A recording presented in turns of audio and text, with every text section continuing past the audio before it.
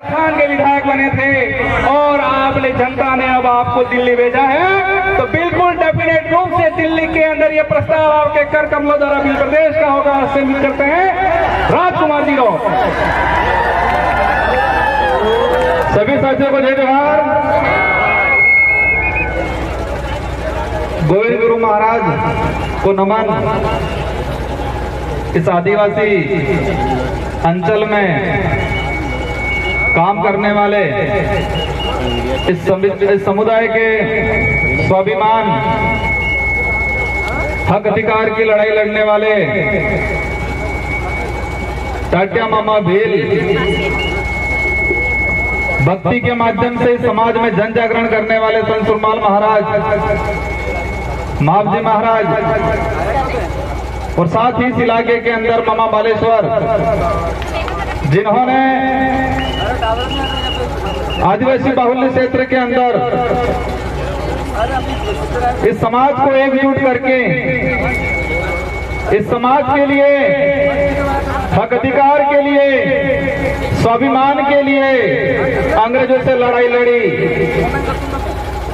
राजा रजवाड़ों से लड़ाई लड़ी। इन समस्त महापुरुषों को, इन गुरुओं को नमन करते हुए मेरी बात को शुरू करना चाहूंगा।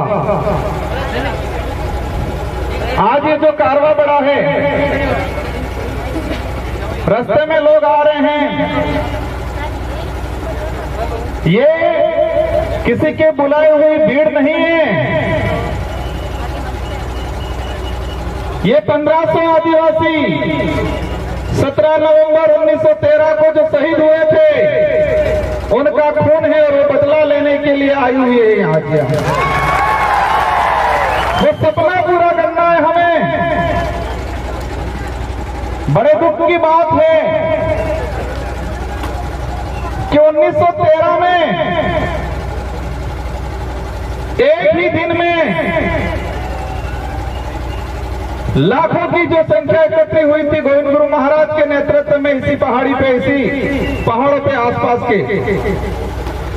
और उस समय तात्कालीन जो राजा रजवाड़े अंग्रेजों की मदद से गोलियां चलाई और इस नरसंहार में इस पहाड़ी पे महिला भी थी, बच्चे भी थे, बड़े बुजुर्ग भी थे, जवान भी थे। और एक ही दिन में अगर 1500 लोग, 1500 के करीब लोग एक साथ मरते हैं, तो आसपास का जो मध्य प्रदेश, वर्तमान में राजस्थान, गुजरात, महाराष्ट्र, जो उस समय बिल टेरिटरी के नाम से जाना जाता था, उस इलाके में क्या स्थिति बनी होगी। हम देखते हैं हमारे गांव में, अगर गांव में कोई एक्सीडेंट हो जाता है कि व्यक्ति मरता है, तो पूरे गांव को तकलीफ होती है, पूरा गांव दुखी होता है, पूरा गांव शोक व्यक्त करता है। और जिस परिवार का व्यक्ति की डेथ हुई है, वो परिवार सालों तक ऊपर नहीं आ पाता है। तो इसी पहाड़ी पे 1500 आदिवासी एक साथ मारे गए 1913 के दौरान। तो इस इलाके में कितना मातम छाया होगा, कितना डर घुसा होगा, कितना दुख हुआ होगा। ये जो गांव पड़ा था, वो गांव आज तक नहीं भरा है। तो वो लड़ाई किसकी लड़ रहे थे? मैं इन इतिहासकारों को कहना चाहूंगा, जिन इतिहासकारों ने बिल प्रांत की मांग को लेकर यहाँ पर भक्ति के माध्यम से आंदोलन खड़ा किया था। भक्ति के माध्यम से उद्देश्य था, अंग्रेजों से लड़ाई थी कि हमारा अलग से बिल प्रांत दिया जाए, ये उद्देश्य था। माध्यम भक्ति था। भक्ति के माध्यम से बिल प्रदेश की जो लड़ाई लड़ी जा रही थी उस समय, और उस इतिहास को, उस सच्चे इतिहास को कई इतिहासकारों ने 2-4 लाइनों में सिमट दिया, कह दिया कि भक्ति आंदोलन हो रहा था और 1500 आदिवासी मारे गए। इस देश का तो ठीक है, लेकिन विश्व का एक भी इतिहास ऐसा नहीं मिलेगा, एक भी घटना ऐसी नहीं मिलेगी जहां सिर्फ भक्ति की जा रही थी और गोलियां चलाई थी। आपने केने गले उतरे। अगर हमारे पूर्वज सिर्फ नर्ग बजाड़ता, भजन करता, सिर्फ भक्ति करता, तो क्या इस बात से अंग्रेजों को दिक्कत थी क्या? भक्ति करने से सिर्फ दिक्कत नहीं थी, लेकिन भक्ति के माध्यम से समाज को जागरूक करके अलग बिलराज कायम कर रहे थे, उस बात से इन लोगों को दिक्कत थी। लेकिन इस इतिहास को बदल दिया गया, उस इतिहास को दबा दिया गया। मैं इस विचारधारा को धन्यवाद देना चाहूंगा, इस विचारधारा की शुरुआत में काम करने वाले लोगों को धन्यवाद देना चाहूंगा, जिसकी बदौलत दबा हुआ इतिहास वापस उजागर हुआ और आज लाखों की संख्या में इसी पहाड़ी पे ये कारवां खड़ा हुआ है। इस कारवां के साथ हर समुदाय का व्यक्ति यहाँ प्रतिनिधित्व कर रहा है, माइनॉरिटी का भी है, एसटी समुदाय का भी है, ओबीसी का है, कई जनरल के भाई भी हैं। हमारा साथ में हर व्यक्ति है जो मानवता में विश्वास करता है, जिसके अंदर छुआछूत है, भेदभाव है, जिसके अंदर शोषण की भावना है, वो व्यक्ति इस विचारधारा का हमेशा विरोध करेगा। जिस व्यक्ति के अंदर ये भावना है शोषण की, छुआछूत की, शोषण की, वो व्यक्ति हमेशा हमारा विरोध करेगा और हम भी ऐसे लोगों को विरोध करते रहेंगे हमेशा के लिए। हर उस व्यक्ति का, हर उस समाज का सम्मान करेंगे, हर उस व्यक्ति का सम्मान करेंगे जो मानवता में विश्वास रखता हो, जो छुआछूत में विश्वास नहीं रखता हो, जो शोषण में विश्वास नहीं रखता हो। इन सभी लोगों का, उन सभी समाज का हम सम्मान करेंगे। हमारे पूर्वज भी करते आए थे और हम भी करेंगे, लेकिन अब वो वक्त नहीं रहा है। शोषण होता आया है समाज में, बिल प्रदेश की मांग है, कई लोग चाहते हैं, पूछते हैं क्यों। दुख की बात यह है कि हमारे भी समाज के, इस समाज का सर्टिफिकेट लगा के अधिकारी, कर्मचारी, नेता बन जाते हैं और वो ये भूल जाते हैं कि मैं किस सर्टिफिकेट लगाने की वजह से। मैं ये उनकी योग्यता पे सवाल खड़ा नहीं करना चाहता, लेकिन आदिवासी समुदाय का वो व्यक्ति अगर कहे कि मैंने आदिवासी का सर्टिफिकेट नहीं लगाया और मैं सिर्फ मेरी योग्यता से आगे बढ़ा, ऐसा कोई माई का लाल हो तो बताओ। दुख होता है जिस समाज का सर्टिफिकेट लगा के बड़ा पेट करके बैठे हैं, बड़े अधिकारियों की पोस्ट पे बैठे हैं, लेकिन उस समाज का आदमी उनके पास जाता है तो वो हीन भावना से देखते हैं। लेकिन वो वक्त भी आ गया है कि ऐसे लोगों को भी समाज समय आने पे समाज के बीच में नहीं बैठने देगा और उनके अंतिम संस्कार में 4 लोग भी उनको कंधा देने वाले नहीं मिलेंगे। ये वक्त भी आ रहा है। आज जो समाज की स्थिति बनी हुई है, बिल प्रदेश की डिमांड इसलिए है, बिल प्रदेश नहीं बनने से हमारा आदिवासी समुदाय कुछ राजस्थान में हो गया, कुछ मध्य प्रदेश में, कुछ महाराष्ट्र में, कुछ इधर गुजरात में, और उसी की वजह से हमारा समुदाय 4 हिस्सों में, 4 राज्यों में बटा। उस वजह से हमारी संस्कृति का विनाश होने के कंगार पे चली गई, हमारा इतिहास दबा दिया गया और हमारा जो भौगोलिक क्षेत्र है, इस भौगोलिक भूखंड के अंदर जो खनिज है, उन खनिजों को निकाल के 4 राज्यों का राजकोष में जमा किया और आदिवासियों को इसका फायदा आज तक नहीं मिला। सबसे बड़ी बात यह है, देश के अंदर कुपोषण का आंकड़ा निकाल के देखें, देश में कुपोषित इलाका अगर आता है, रेड इलाका, तो यही बिल प्रदेश की टेरिटरी जो वर्तमान में 4 राज्यों में बटा हुआ है, उसी इलाके के अंदर भुखमरी है, कुपोषण है, अशिक्षा है। और उसके जिम्मेदार उस समय तत्कालीन जो लोग राज्यों का पुनर्गठन करते थे, राज्यों का निर्माण करते थे, उन लोगों ने इस समुदाय के साथ अन्याय किया गया है। कई लोग कहते हैं कि नई पार्टियां, नई विचारधारा के लोग इस मांग को कर रहे हैं। हम तो 1913 में जो गोविंद गुरु महाराज ने जो मांग रखी थी, जिनके लिए 1500 आदिवासी शहीद हुए थे, उसी मांग को हम आगे बढ़ा रहे हैं। हम कोई नया काम नहीं कर रहे हैं। और इस बात को लेके कांग्रेस के भी कई नेताओं ने ये बात रखी है और वर्तमान में टीएडी मंत्री, और देखा है मैंने राष्ट्रीय पार्टियों के अंदर टीएडी मंत्री वो बनाया जाता है जो किसी के इशारे पे चलता है। उनको पर्ची पकड़ा दी जाती है और उनसे पढ़वा दिया जाता है। ऊपर मार खाली है बिल्कुल, ऊपर मार जाते कि नहीं बोली। नंदलाल जी मीणा टीएडी मंत्री थे, भाजपा से ही बिलोंग करते थे। उन्होंने खुद ने कहा था बिल प्रदेश बनना चाहिए, तो बाबूलाल जी आज कौन सी खेती मिली हो तो आज के रहो नहीं बनना चाहिए। कई नेताओं ने, कांतिलाल जी पुनिया मध्य प्रदेश से, उन्होंने आपसे बात रखी थी।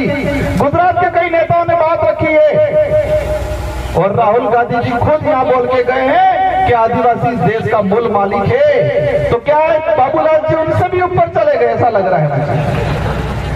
मैं कई बार कहता हूं, आज यहां पर जो आए हैं वो गरीब परिवार से आदमी आया है। इस आंदोलन में, इस कार्य में जो पहुंचा है गरीब परिवार से, जिसके पास पैसा नहीं है, दौलत नहीं है, बड़े बड़े बंगले नहीं है, गाड़ियां नहीं है, लेकिन वो यहां पर आया है क्योंकि इसका जमीर जिंदा है। इसका जमीर जिंदा है। उनके अंदर ये है कि मुझे आत्म स्वाभिमान की लड़ाई लड़नी है, मेरे पूर्वजों का अधूरा सपना पूरा करना है, ये दिमाग में। हमारे भी समाज के बहुत सारे पैसे वाले ऐसे लोग जो पेट भरने की लड़ाई लड़ते हैं, सुख सुविधा अर्जित करने की लड़ाई लड़ते हैं, स्वाभिमान की लड़ाई नहीं लड़ते हैं। और ना नेशनल पार्टियों को भी हमसे यही दिक्कत है, हमें यही चाहते हैं, हमारे से यही चाहते हैं कि आप सिर्फ भौतिक सुविधा की बात करो, पेट भरने की बात करो, सरकारी गेहूं की बात करो, आप अधिकार और जल जंगल जमीन की बात मत करो, ये चाहते हैं। हम सिर्फ 2 रुपये गेहूं की बात करेंगे, हम रोटी कपड़े मकान की बात करेंगे। अगर यही बात करते हैं तो किसी पार्टी वालों को हमसे दिक्कत नहीं है, लेकिन हम जल जंगल जमीन की बात करते हैं उनको दिक्कत हो जाती है। हम धर्म की बात करते हैं उनको दिक्कत हो जाती है, और धर्म की बात करते ही पूरे आग बबूला हो जाते, पूरा फपड़ जाते हैं ये लोग। फपड़ते नहीं फपड़ते, मदन दिलावर जी फपड़ गए थे, लेकिन आज पता था मानगढ़ की धरती पे आदिवासी समुदाय एकजुट हो रहा है और उनकी पार्टी का ऊपर से प्रेशर था। और 2 महीनों बाद उनको कहना पड़ा कि मैं खुद आदिवासी हूं, मेरे पापा दादा सीतामाता अभ्यारण्य में रहते थे, ये बोल के चले गए। प्रतापगढ़ वाले साथियों, खोजना पड़ेगा उनके बाप दादा सीतामाता अभ्यारण्य में कहां रहते थे, क्या वो भी झूठ बोला है कि नहीं बोला, इस पर भी जांच कराएंगे हम लोग। इनको छोड़ने वाला नहीं है। उस कौम को छेड़ा तुमने, जिस कौम ने अंग्रेजों से लहा लिया, मुगलों से लहा लिया, राजा रजवाड़ों से लहा लिया, ये बात अलग है। हमारा समुदाय भोला है, सीधा है, हम दयालु हैं। उसी बात का कई लोगों ने हमारे साथ फायदा उठाया है, लेकिन अब वक्त नहीं रहा, हम चतुर हो गए हैं, सावधान हो गए हैं। अब ये लड़ाई लड़ने वाले हम सिर्फ नेता एमएलए एमपी बनाने तक सीमित रहने वाले नहीं है। जिस तरह गोविंद गुरु महाराज का भक्ति के माध्यम से बिलराज कायम करने का उद्देश्य था, इसी तरह हम भी हमारा एमएलए एमपी बनाने के माध्यम से बिलराज कायम करने का हमारा जो लक्ष्य है वो पूरा करने वाले हैं। मैं इस कमांडाल में विराजमान सारे साथियों से अनुरोध करना चाहूंगा, हम यहाँ पर आ गए, तालियां बजा दी, हमने 1-2 सेल्फियां ले ली, इंस्टाग्राम पे चढ़ा दिया, वहां तक सीमित नहीं रहना है। सबसे पहले हम सबको मजबूत होना है और मजबूत दिमाग से होना है, क्योंकि कई बार हम कहते हैं आंख से अंधा है, कानों से बहरा है, इसको हम समझा सकते हैं, लेकिन दिमाग से अंधा है, उसका इलाज नहीं हो सकता है। आंख से अंधा है, कानों से अंधा बेरा है, पेट से विकलांग है, हाथ से विकलांग है, उसको हम रास्ता दिखा सकते हैं, वो बात मान लेगा। लेकिन जो दिमाग से विकलांग है, उसका इलाज नहीं है। तो हमारे आसपास भी ध्यान रखना है, दिमाग से विकलांग कौन है। और देखा है ये राष्ट्रीय पार्टी वाले अधिकतर दिमाग से विकलांग हैं। उनको पर्चियां पकड़ाई जाती है, उनको बुलवाया जाता है, उनको खुद को नहीं पता है हम क्या बोल रहे हैं, क्योंकि वो दिमाग से विकलांग है। अगर दिमाग से विकलांग नहीं होते तो अपने विवेक से सोचते हैं ये सही है गलत है। बाबूलाल जी आज कह रहे हैं, लेकिन उनको ये नहीं पता कि नंदलाल जी मीणा खुद चाहते थे बिल प्रदेश बनना चाहिए, और कई बार उन्होंने ये स्टेटमेंट दिया गया, क्योंकि वो दिमाग से विकलांग। हम सबको पढ़ाई करनी है। और मैं इस मंच से कहना चाह रहा हूं, केंद्र सरकार से बहुत जल्दी बिल प्रदेश को लेके एक कमेटी गठित करके इसका एक क्राइटेरिया कितना है, इसके हमारे लिए पूरी कमेटी गठित करके काम कराने की कोशिश रहेगी बहुत जल्दी। और साथ ही आप लोगों को भी हमारे बच्चों को पढ़ाना है, क्योंकि शिक्षा ही वही हथियार है। अब गोलियों से या बंदूकों से या तीर कमान से काम हमारी कल्चर से जुड़ा रहेगा। वो अब लड़ाई कलम से लड़ी जाएगी। हमें पढ़ाई करनी है, खा पी के मजबूत रहना है और आसपास के जो दिमाग से विकलांग है उनको समझाने की कोशिश करनी है। आज जो वर्तमान स्थिति बनी हुई है, धर्म की बात को लेकर चिढ़ते हैं हम लोगों से। मुझे लग रहा है संचालक महोदय साहब उठने की कोशिश कर रहे हैं।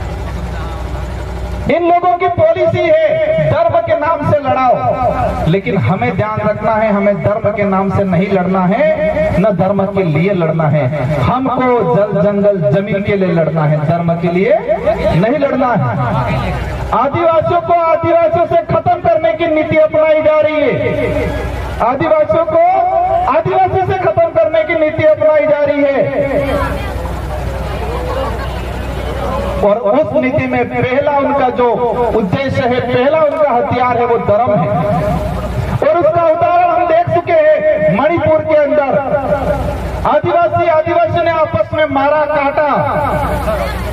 वो जमीन की लड़ाई कम थी, वो धर्म की लड़ाई ज्यादा थी। वही आदिवासी कुछ ईसाई बना दिए गए, कुछ कट्टर हिंदू बना दिए गए। और वही नीति कुशलगढ़ में चल रही है। पूरे उदयपुर संभाग का अगर देखते हैं, आरएसएस की सबसे ज्यादा शाखा बांसवाड़ा और कुशलगढ़ में है। और दूसरा भी जो मामला चल रहा है वही है। हम किसी भी धर्म का विरोध नहीं कर रहे, लेकिन हमारे समुदायों को मानसिक रूप से गुलाम बनाने का अगर कोई काम कर रहा है और समुदायों को मानसिक रूप से गुलाम बना के आपस में लड़ाने का काम कर रहा है, वहां हम खड़े रहेंगे और बोलेंगे। मणिपुर के अंदर लड़ाया, वही बाबूलाल जी जाडोल के अंदर लड़वाएंगे।